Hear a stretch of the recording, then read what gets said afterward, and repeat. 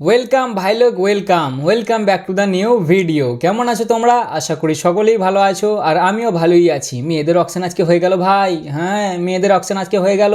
বাপরে বাপ, সে কি অকশন! ভাবছিলাম মাঝে লাইভ আসবো বা তোমাদেরকে ভিডিও করে জানাবো, কিন্তু সত্যি কথা বলতে ভাই আমি অর্ধেক মেয়েদের নাম জানি না, আমি চিনিই না ওদেরকে। আর কত কঠিন কঠিন নাম, তার উপর কারা কেমন কি তোমরা যদি কিছু জিজ্ঞাসা করো আমি তো অত ভাই ডিটেলসে বলতে পারবো না। ওই জন্য আমি লাইভও আসিনি, ভিডিও বানাইনি, নাহলে আমার ইচ্ছা ছিল বানানোর। ছেলেদের হলে তো ভাই অবভিয়াসলি লাইভে আসতাম, আর তার সাথে তোমাদেরকে সব গুছিয়ে বলেও দিতাম, মানে এ টু জেড ওদের একবার ঠিকুচি গুষ্টি আমি সব বলে দিতে পারবো ছেলেদের। কিন্তু মেয়েদের আটকে যাবে, তো ওই জন্যই ভাই আমি বলতে পারবো না তোমাদেরকে। তবে শর্টকাটে একটু হাইলাইট দিয়ে দিচ্ছি, শোনো। মুম্বাই ইন্ডিয়ান্স ওদের মেন প্লেয়ারগুলোকেই ভাই রিটেন করেছে, মানে আবার কিনেছে আর কি। অকশনে গিয়ে যাদেরকে টিম থেকে ছেড়েছিল তাদেরকেই বেশি টাকা দিয়ে আবার কিনে নিয়ে এসছে। আচ্ছা, 2 নম্বর হচ্ছে আই থিঙ্ক ইউপি ওয়ারিয়র্স, ওদের কাছে সব থেকে বেশি টাকা ছিল, ওরা ভাই কাঁপিয়েছে অকশন, মানে সেটা ভাঙা অকশন গেছে ওদের। আর 3 নম্বর হচ্ছে আরসিবি। ওর ভাই কি টিম বানিয়েছে আরসিবি, আর সলিড টিম বুঝলে। তার উপর মেয়েগুলো দেখতে কি ভাই, সে দেখে মনে হচ্ছে যেন হলিউডের স্টার একবারে, সে মানে বড় বড় নায়িকা মনে হচ্ছে। যেমন খাতারনাক খেলে সেরকমই সুন্দর দেখতে। এটাই হচ্ছে মোটামুটি হাইলাইট, যতটা আমি বুঝেছি। বাকি আর সেরকম বোঝার কিছু নাই। বাকি আমি তোমাদেরকে যেটা বোঝাতে পারবো আজ আমরা সেটা নিয়ে আলোচনা করব। আর তো মোটামুটি 2 সপ্তাহ নেয় বুঝলে তো অকশন, ওই 2 সপ্তাহ মতনই আছে আর কি। তাই আমার যে 4টে টিম বাকি আছে আমি ভাবলাম তাদেরকে নিয়ে আলোচনাটা সেরে ফেলা যাক বুঝলে তো। নাহলে পরের দিকে আবার যে চাপ হয়ে যাবে ভাই। আবার এই তোমার ইন্ডিয়া সাউথ আফ্রিকার ওডিআই সিরিজ শুরু হবে আজকে, তো আবার ঋষুদা আর বিরাট কোহলি ধোনিদার সাথে দেখা করতে গেছে তাদের ঘরে বুঝলে তো। এইসব খবর আমি তোমাদেরকে পরে দেবো। যাই হোক, আজকের আমাদের আলোচনার বিষয় হচ্ছে ভাই পাঞ্জাব কিংস এবং আমার জামাইদার দিল্লি ক্যাপিটালস। সালা আমার জামাইদার টিমটাকে ভুলে গেছি গো, আমার মনেই নাই। তাই আজ আমরা এই দুটো টিমকে নিয়ে আলোচনা করবো ইন ডিটেলসে, দেখবো যে এদের কী প্রবলেম আছে, এরা 2026-এর অকশনের জন্য কী টার্গেট করে যেতে পারে, কাদেরকে রিলিজ করলো, কত টাকা বাঁচছে, কাদেরকে টার্গেট করতে পারে, মানে একবারে এ টু জেড আলোচনা যাকে বলে সেটাই করবো এই দুটো টিমকে নিয়ে। তাহলে চলো আর বেশি না বকে ভাট, আজকের ভিডিওটা শুরু করা যাক। তা সবার প্রথমেই শুরু করা যাক সারপাঞ্চ সাহেবের টিমটাকে দিই, অর্থাৎ পাঞ্জাব কিংসকে দিয়ে। সারপাঞ্চ সাহেবের একটু আপডেট তোমাদেরকে দিয়ে দিই ভাই। বর্তমানে তিনি এখন ঠিক আছেন, সুস্থ আছেন শ্রেয়াস দা। তিনি বর্তমানে ভ্যাকেশনে গেছেন, ঘুরছেন, মানে ওই জোর তো আছেই ভাই, তবে ঘরে বসে থাকবে, একটু ঘুরতে গেছে। আশা করা যাচ্ছে তিনি নিউজিল্যান্ডের বিপক্ষে আমাদের যে সিরিজ আছে ওডিআই, সেখানে কামব্যাক করে নেবে, আর আইপিএল খেলবে, অত ভয় পাওয়ার কিছু নেই, ঠিক আছে। তাহলে চলো ইন ডিটেলসে দেখে নেওয়া যাক যে পাঞ্জাব কিংস কাদেরকে আগে রিটেন করলো। তা পাঞ্জাব কিংস টোটাল 21টা প্লেয়ারকে রিটেন করেছে ভাই। অবভিয়াসলি অত সুন্দর গেছে আইপিএল 2025-এর সিজনটা, একটা খালি মেন জায়গায় গিয়ে হেরে গেছে, তাই ওদের একটু গন্ডগোল হয়ে গেছে। বাকি অসাধারণ টিম ভাই, টপ ক্লাস টিম, টেবিলের টপে ফিনিশ করেছে, তাই স্বাভাবিক বেশিরভাগটাকেই তারা রিটেন করেছে।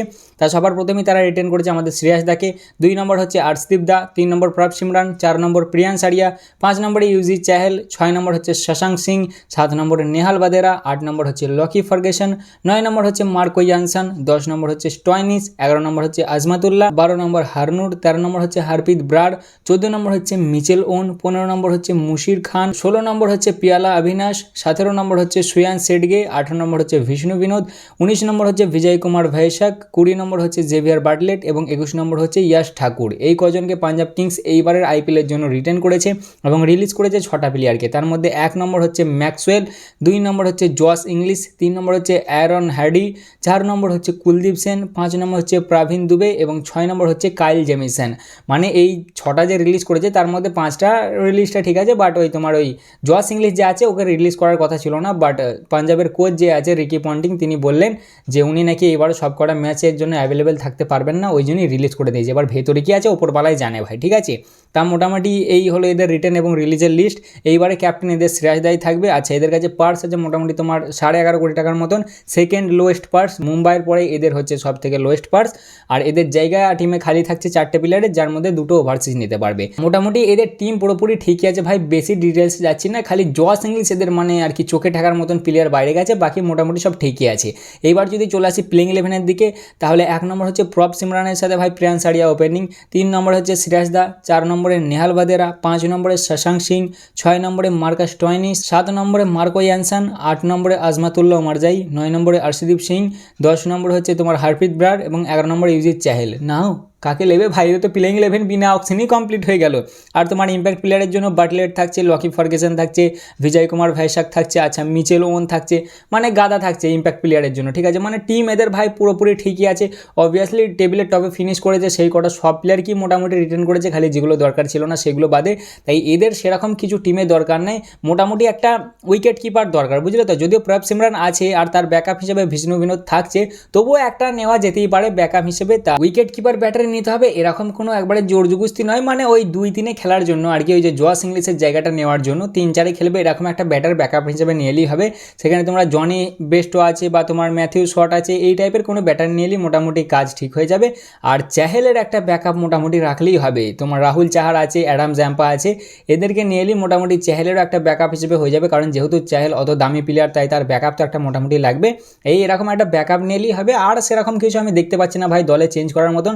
তোমরা যদি কিছু দেখতে পাও তাহলে অবশ্যই কমেন্টে জানাবে পাঞ্জাব কিংসের জন্য। বাকি এবার চলে যাওয়া যাক দিল্লি ক্যাপিটালস অর্থাৎ আমার জামাইদার টিমের কাছে, কারণ এই টিমে অনেক কিছুই আলোচনা করার বিষয় আছে। তা সবার প্রথমেই আগে দেখে নেওয়া যাক চলো যে দিল্লি ক্যাপিটালস কতজনকে রিটেন করলো এবং কতজনকে রিলিজ করলো, তারপর আসছে আরও বাকি ডিটেলসে।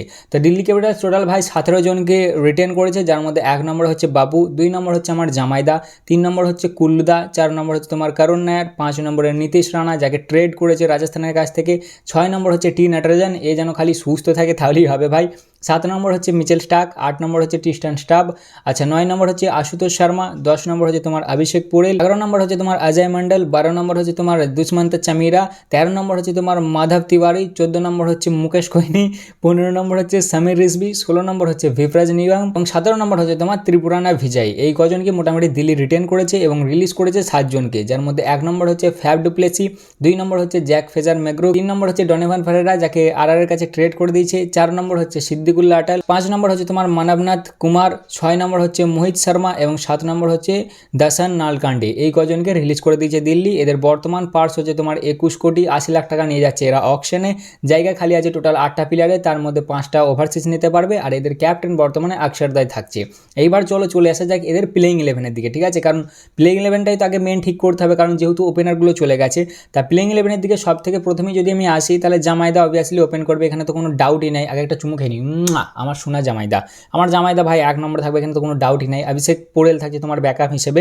আচ্ছা 2 নম্বরে একটা তোমার ভালো তাগড়া এক্সপ্লোজিভ এদের ওপেনার লাগবে, মানে একজন বিদেশি ভাই তাগড়া স্টার্ট দেওয়া প্লেয়ার লাগবে, কারণ এখন যেহেতু কে রাহুল একটু তো স্লো খেলে ভাই, আমি বলছি না ও স্লো প্লেয়ার, আমি জানি ও কেমন ছেলে, ও যখন ওর প্রাইমে কি মারটা মারতো সে আমি জানি, বাট এখন যেহেতু একটু স্লো খেলে তাই সেই অনুযায়ী একটা তাগড়া ওপেনার লাগবে যে দুম ধারাক্কা মারতে পারবে, ঠিক আছে 2 নম্বরে। 3 নম্বরে তোমার আরেকটা প্লেয়ার নিতে হবে এখানে, মানে মোটামুটি যে 3 নম্বরে ভালো প্লেয়ার। 4 নম্বরে আপাতত নীতিশ রানাকে ধরে চলছি, 5 নম্বরে অক্ষরদা, 6 নম্বরে টিস্টান স্টাব, 7 নম্বরে আশুতোষ, 8 নম্বরে ভিপ্রাজ, 9 নম্বরে স্টার্ক, 10 নম্বরে হচ্ছে নটরাজন। এ যেন ঠিক থাকে তাহলেই হবে, না হলে দিল্লি প্রবলেমে পড়বে। আচ্ছা 11 নম্বর হচ্ছে কুল্লু। টিম মোটামুটি শর্ট হয়ে গেল ভাই, খালি 2 আর 3 একটু প্রবলেম। আর বাকি 12 নম্বরে তোমার ইম্প্যাক্ট প্লেয়ার হিসেবে মোহিত শর্মা আছে অথবা চামিরা আছে, মানে মোটামুটি সব ঠিকই আছে। এদের মেন যেটা লাগবে সেটা হচ্ছে একটা তাগড়া ওপেনার লাগবে। তা ওপেনারের লিস্টে কে আছে? জনি বেস্টো আছে 1 নম্বর, 2 নম্বর হচ্ছে রচিন রবীন্দ্রা আছে, 3 নম্বর হচ্ছে বেন ডাকেট আছে, 4 নম্বর হচ্ছে ফিন অ্যালেন আছে, 5 নম্বর হচ্ছে ডেভন কনওয়ে আছে, 6 নম্বর হচ্ছে প্রথম নিশাঙ্কা আছে, 7 নম্বর তোমার জাইডেন ক্রক্স আই থিঙ্ক, হ্যাঁ এরকম টাইপেরই নাম, উনি আছে। মানে 6-7টা ওপেনারের লিস্ট আছে এখানে, একটা তাগড়া আর তার সাথে এক্সক্লুসিভ, মানে যে চামড়া খুলে দেবে মেয়ের একটা সেরকম এখানে লাগবে, ঠিক আছে। প্রথম নিশাঙ্কা মোটামুটি ভালো অপশন হবে, ডাকেটও ভালো, ফিন অ্যালেন ভালো, জর্ডেন ক্রক্সও ভালো, বেস্টও ভালো, মানে সবই ভালো, খালি এখানে একটা তাগড়া ওপেনার লাগবে। আপাতত আমি এখানে তোমার ফিন অ্যালেনকে তো কে বলা না নেবে, ওরা আবার মারবে যদি বলি এক্ষুনি। বেস্টকে আমি ধরে চলছি, ঠিক আছে, বেস্টকেই ধরছি 2 নম্বরে। আর 3 নম্বরে এদের সব থেকে বেস্ট হবে ভাই তোমার ভেঙ্কটেশ আইয়ার, সব থেকে টপ ক্লাস হবে 3 নম্বরের প্লেয়ার, খুব ভালো খেলবে। তোমরা যদি চাও তাকে ওপেনিংও করতে পারো, কারণ ওর টপ পারফরমেন্স 3 নম্বরই আসে, তাই ওকে খেলানো যেতে পারে। দেখো মিথ্যে আশা দেবো না যে রাসেলকে নিয়ে নাও বা অথবা তোমরা কি বলে ক্যামেরন গ্রিনকে নিয়ে নাও, এগুলো ফালতু বকা হবে ভাই, কারণ সব টিম এদেরকে নিতে পারবে না।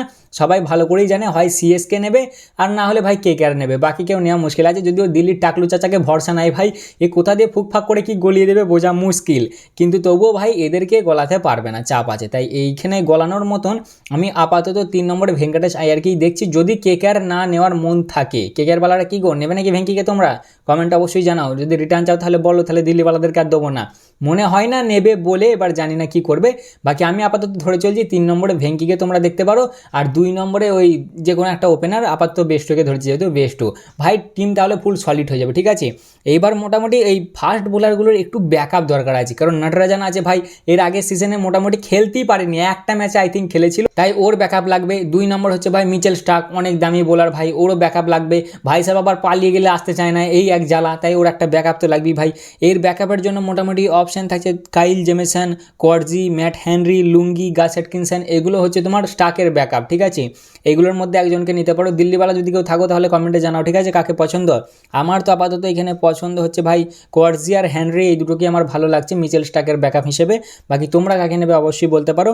আর এখানে মিডিল অর্ডারে আর একটা ভালো ব্যাটার দরকার, বুঝলে তো। বাকি মানে একটা যে পাওয়ার হিটার স্টাফ তো অবশ্যই আছে, আশুতোষও আছে, না না লাগবে না, মিডিল অর্ডার ঠিকই আছে ভাই। হ্যাঁ, ব্যাকআপ হিসেবে নেওয়া যেতে পারে, যদি কাউকে সেরকম থাকে অবশ্যই ব্যাকআপ হিসেবে নিয়ে আসতে পারো। বাকি সেরকম খাস আমি আর কিছু এদের দেখছি না। এর আগের বারে মোটামুটি ভালোই পারফরমেন্স দিয়েছে আমার জামাইদার টিম। শুরুয়াতটা তো হেভি করেছিল, মধ্যেখানে গন্ডগোল হয়ে গিয়েছিল, দিয়ে আর ভাই উঠে দাঁড়াতেই পারেনি এরা লাস্ট অব্দি, এটাই হয়ে গেছে এদের প্রবলেম।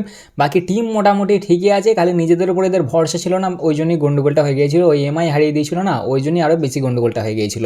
আবার মাঝে রিপোর্ট তো বেরিয়ে আসছিল যে পাথিরানার প্রতি নাকি দিল্লি ইন্টারেস্টেড আছে, ঠিক আছে। হবে না ভাই, যতই ইন্টারেস্টেড থাকো আমার মনে হচ্ছে না দিল্লির টাকলো চাচা এদেরকে গলাতে পারবে বলে। পাতিরানা হয় কেকার, না হলে সিএসকে, কোনো ডাউটই নাই, অন্য টিমে যাওয়ার চান্সটা খুবই কম আমার মনে হয়। তোমাদের কি মনে হয় কমেন্টে অবশ্যই জানাবে। এই ছিল মোটামুটি এই দুটো টিমকে নিয়ে আলোচনা, কারণ এদের কাছে সেরকম বড় প্রবলেম তো নেই। পাঞ্জাব কিংস তো অলরেডি ভালো পারফরমেন্স দিয়েছে, ওদের কাছে কোনো প্রবলেমই নেই। আর 2 নম্বর হচ্ছে দিল্লি ক্যাপিটালস, এরাও খুবই ভালো পারফরমেন্স দিয়েছে, খালি একটু মাঝে গন্ডগোল করে দিয়েছিল, তাই একটু গন্ডগোল হয়ে গিয়েছিল। বাকি কেমন লাগলো তোমাদের ভিডিওটা অবশ্যই কমেন্টে জানাবে। আর দুটো টিমের বাকি থাকছে, ওই দুটো টিম খুব তাড়াতাড়ি করে ফেলবো, ঠিক আছে। তাই এই ছিল আজকের ভিডিও, কেমন লাগলো অবশ্যই জানাবে। ভালো লাগলে লাইক কমেন্ট শেয়ার অবশ্যই করবে। দেখা হচ্ছে আবার পরের ভিডিওতে, চলো ততক্ষণের জন্য টাটা।